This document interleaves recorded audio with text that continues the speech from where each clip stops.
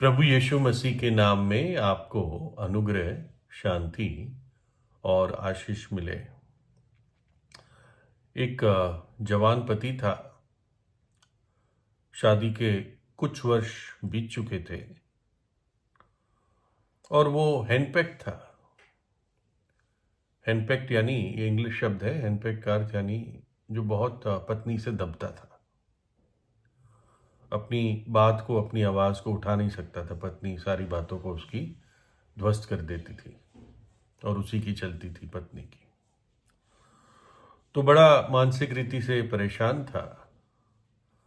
तो ये एक साइकेट्रिस्ट को विजिट करता है, डॉक्टर को, मनोविज्ञान वाला, और उसकी सलाह लेता है, कंसल्टेशन लेता है और अपनी समस्या बताता है। तो डॉक्टर ने तो सलाह बता दी कि तू अपनी पत्नी को तेरे ऊपर धौंस जमाने मत दे और तू घर जा और उसको दिखा कि बॉस कौन है, कि अब से घर में किसकी चलेगी। और जवान जो पति था एकदम चार्ज्ड अप हो गया और घर गया, चाबी से दरवाज़ा खोला। पत्नी घर पे ही थी और धड़ाम करके दरवाजे को बंद किया बड़ी आवाज़ से और अपनी मुट्ठी पत्नी के चेहरे के सामने लाया वो, और घुर्रा के गुस्से में कहने लगा, आज के बाद तू मेरा आदेश लेगी, जो मैं कहूँगा तू सुनेगी और वैसे ही करेगी। जब मैं दफ्तर से घर आता हूँ मेरा खाना टेबल पे तैयार चाहिए। जब मैं दफ्तर जाता हूँ तो मेरे कपड़े तैयार बिछे हुए चाहिए जो मुझे पहन के जाने हैं। मैं बेटों के साथ घूमने जाया करूँगा और तू घर पे रहेगी। और हाँ, एक चीज़ और पूछना चाहता हूँ तुझसे, समझाना चाहता हूँ। जो मैं टाई पहन के जाता हूँ, पता है मेरी टाई कौन बांधेगा? तो पत्नी से आगे सुना नहीं गया। उसने कहा, हाँ, जो अंडरटेकर है वही तेरी टाई बांधेगा।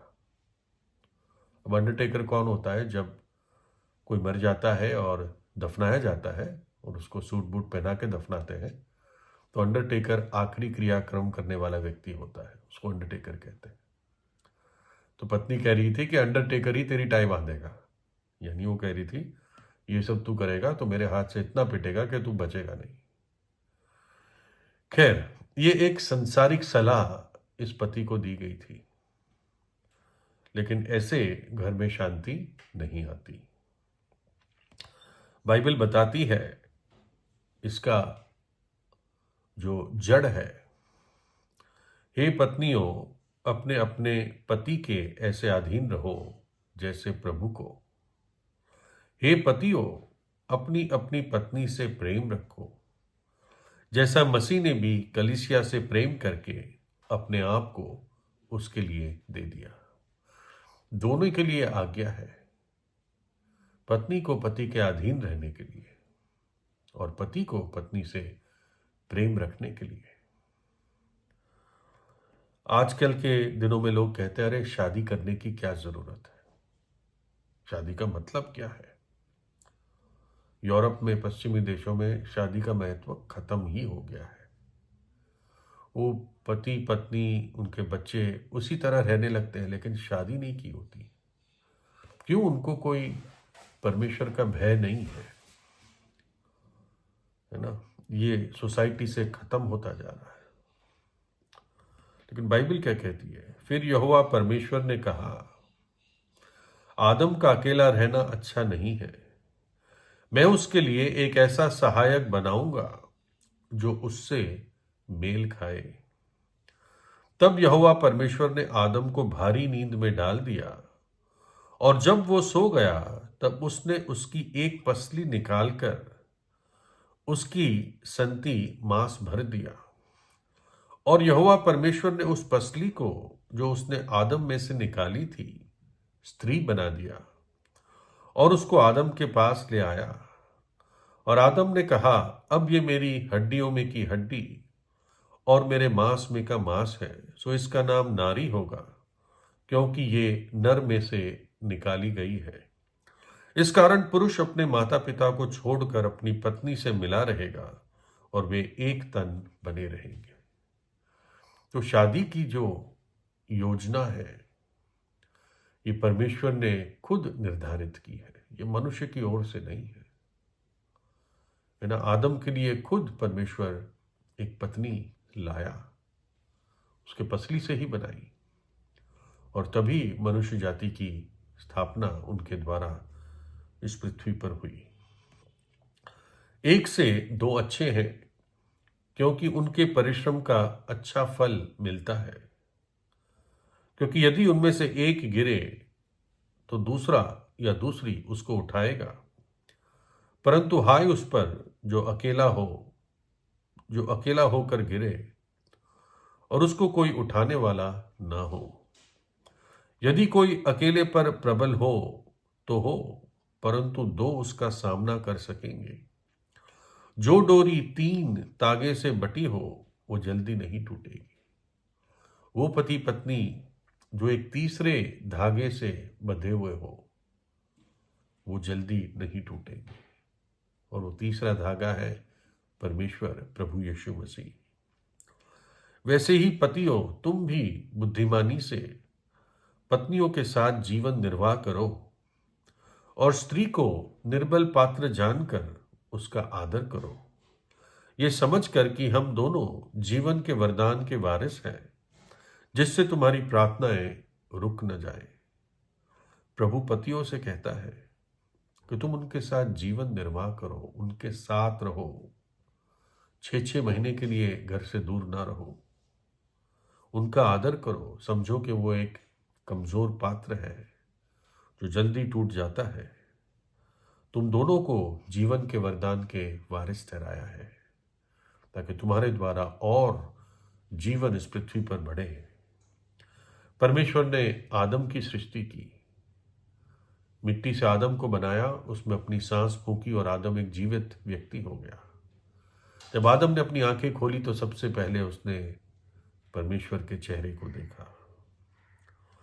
फिर प्रभु ने कुछ समय बाद आदम को भारी नींद में सुलाकर उसकी एक पसली निकालकर उससे हवा बनाई। हवा यानी उसका नाम हवा था, उस स्त्री का नाम,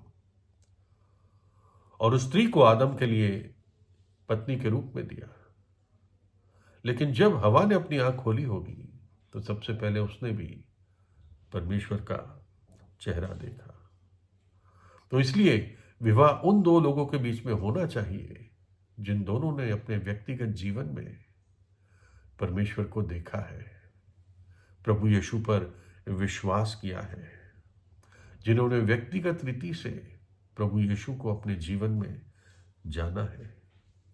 दो व्यक्ति, और वो दो व्यक्ति सिर्फ एक पुरुष और स्त्री, जिन्होंने अपने पापों से पश्चाताप किया है, प्रभु यीशु से पापों की क्षमा मांगी है, यीशु पर विश्वास किया है, और उनके पास अनंत जीवन है, उद्धार का ज्ञान है।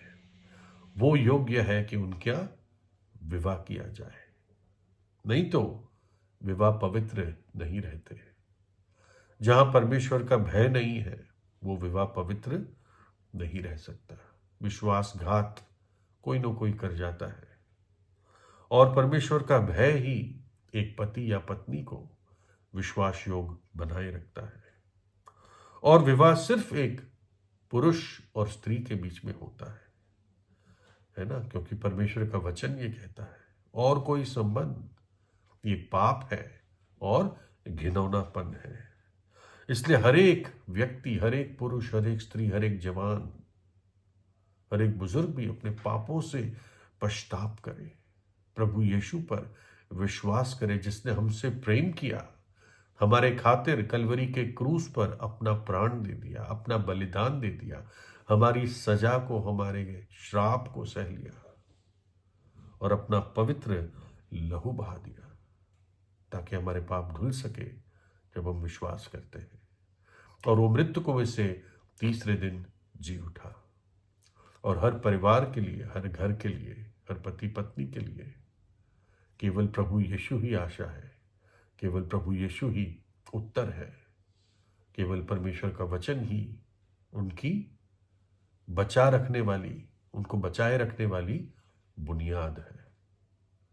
न केवल बुनियाद है परंतु मकान है, चट्टान है, गढ़ है।